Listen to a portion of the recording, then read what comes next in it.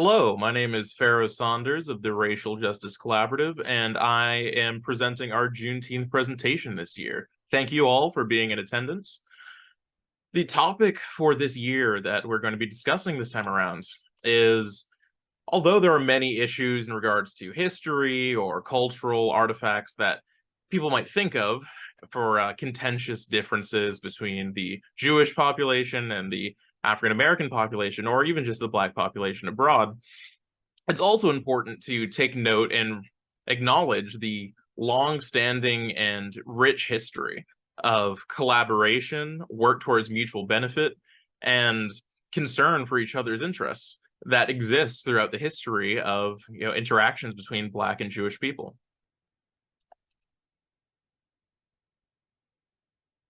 In the early 20th century, you have many examples of some of the most prominent,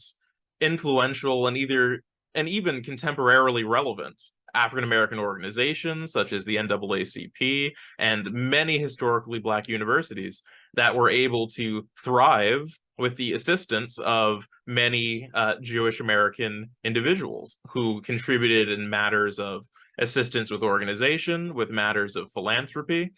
and these things are very important for how these built this bedrock of interaction and with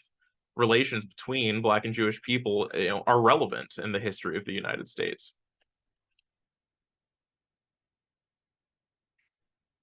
For a little bit of historical context, the American Army was extremely segregated throughout the majority of its history. Black people have served in the armed forces of the United States since technically even before its inception. But for a relevant example to this concern,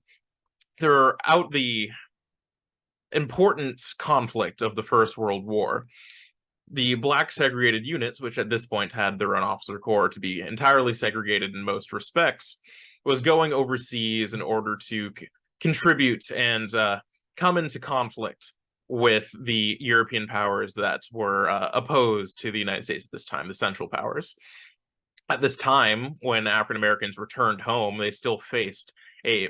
massive amount of bigotry, of segregation, and living as second-class citizens, despite the sacrifices that they made for their country overseas in the Western theater. And this would become doubly so relevant when, during the Second World War, when African American GIs were heading over to fight in the Western theater in Europe to face off against the Nazi regime, which was a bigoted, genocidal, and cruelly discriminatory empire. They were going over to help liberate people that sorely needed it in Europe. And when they returned home, they still faced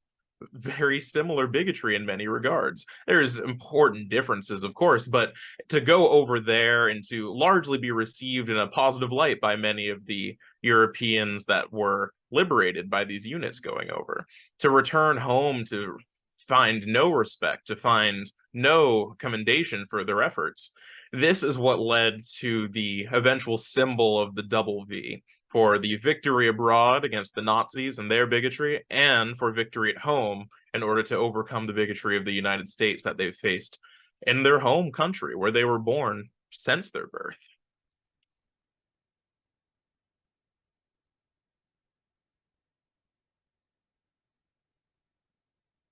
It's important to note that the African American soldiers that fought throughout essentially every American war, but especially notable in the First World War and in the Second World War, that they fought with tremendous bravery in nearly every capacity possible in the Army, in infantry columns, in support columns and networks, in tank corps, essentially anything that could be done. Black people in the United States Army were there fighting alongside every other American, and they fought with great bravery and efforts to be rewarded for it and efforts to be accepted in their home country when they came back because they had fought so hard for it. Many of the Jewish concentration camps stationed throughout Germany and throughout other European countries that were occupied by Germany at the time were specifically liberated by Black segregated divisions as they moved forward through the Western theater.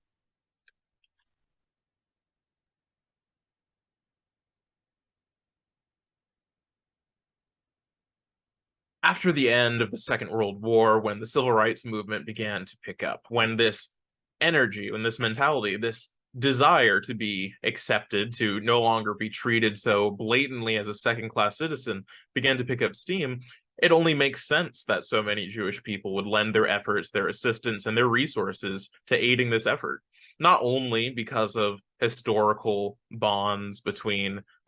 Jewish Americans and Black Americans in the past, but also because though these issues were not identical,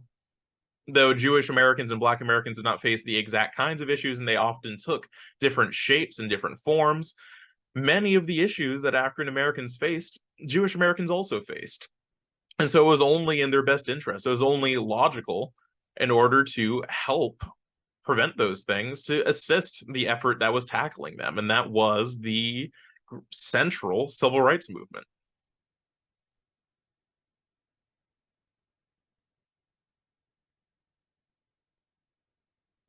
In addition to Jewish people lending their hand in support for Black issues, such as the examples that we had referred to before, there are also many examples of Black people lending their support, their voices, and their organization to issues of Jewish concern,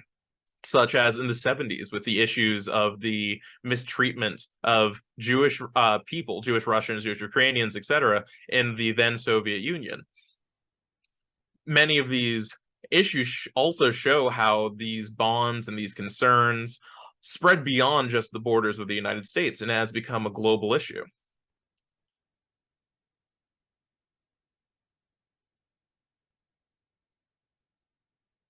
A further example of this is how outside of the United States completely, in South Africa, with the importance of the liberation of the Black South African from the Afrikaner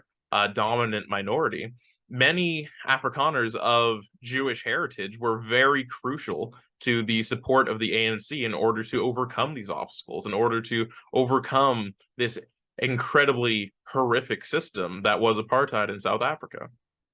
It shows again that this is a global issue, how even in Africa you have this similar dynamic, how many of the white people that came forward to lend their hand and to fight for what's right in this particular example also still happen to be Jewish people.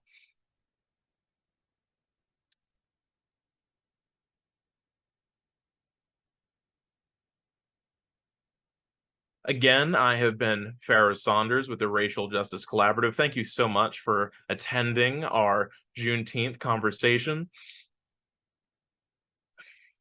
It is a very important issue that we're addressing here. It is a very important history. It's important to move forward having a good frame of reference for what happened before in order to help build and elaborate on cooperation and efforts towards mutual benefit in future.